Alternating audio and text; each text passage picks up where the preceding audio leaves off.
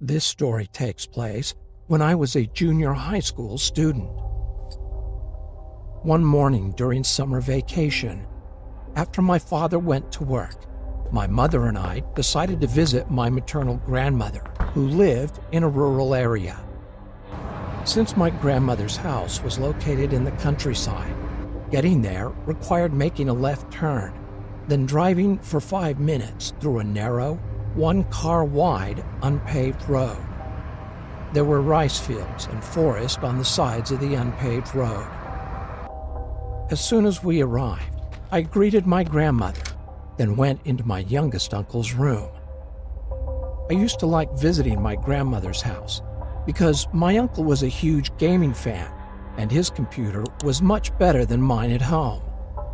So once I confirmed my uncle was at work, I turned on his computer and started playing Doom 3, which used to be the most popular game once upon a time.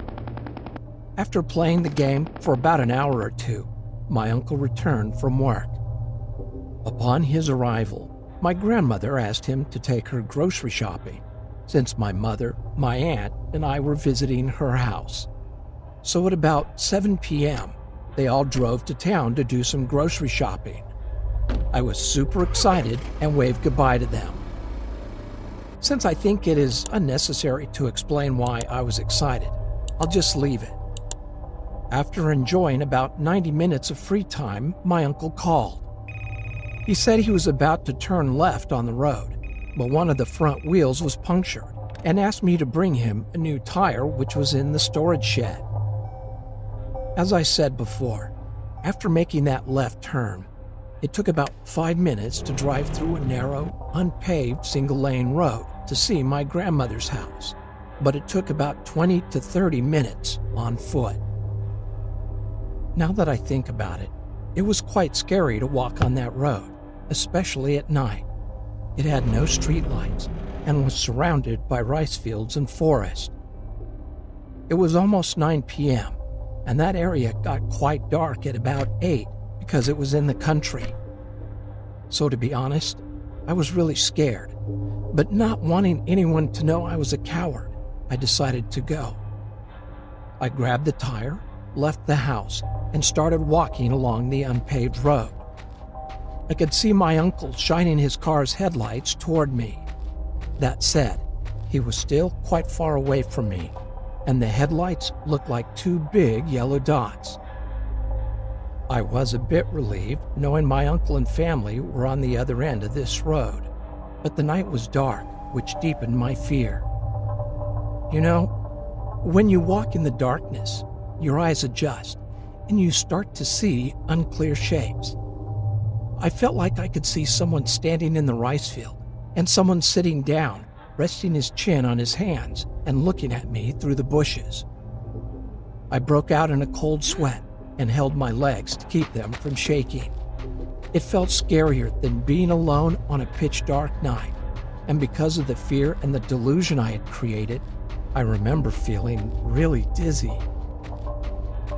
After walking for about 20 minutes, I looked towards my uncle's car and realized I was nearly there. Feeling happier, I rolled the tire faster. I rushed to hand over the tire to him as soon as possible, but saw something in front of me.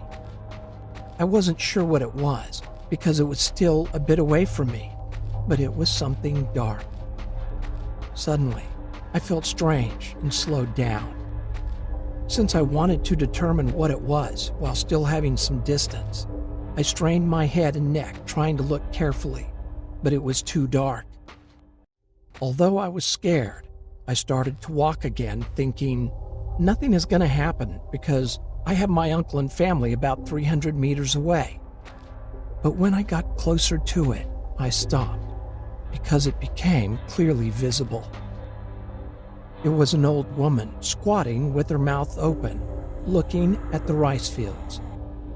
I could only see the side of her face, but my whole body shivered because her blank facial expression with her mouth open was now clearly visible in the darkness. Without realizing it, I walked really close to the old woman. For reasons I don't understand, Walking by without saying anything seemed even scarier, so I started talking to her. With a frightened voice, I asked, "Excuse me, what are you doing here at night?" But she did not respond and kept looking at the rice field. On the verge of crying, I shouted, "Excuse me!" She then looked at me, and I felt my heart tightening. Even though it was dark, I could clearly see she had permed white hair, and I could only see the white parts of her eyes. The scariest thing were the huge wrinkles and stains covering her face and her wide-open mouth. I felt strange, like I was going crazy while looking at her.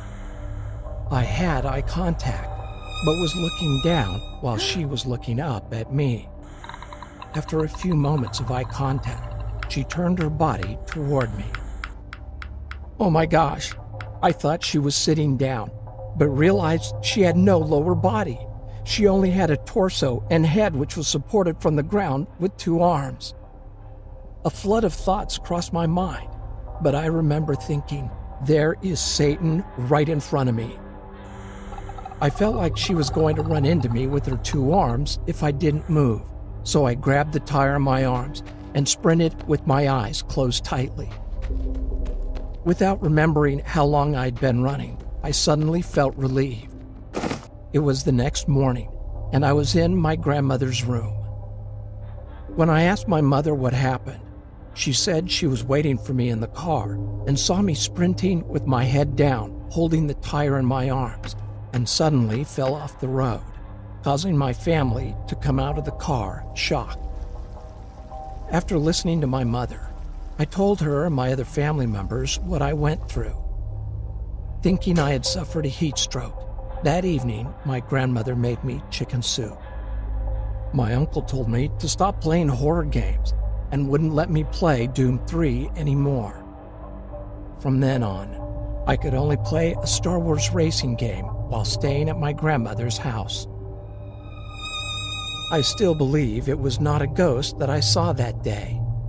It was just an illusion caused by my mental weakness.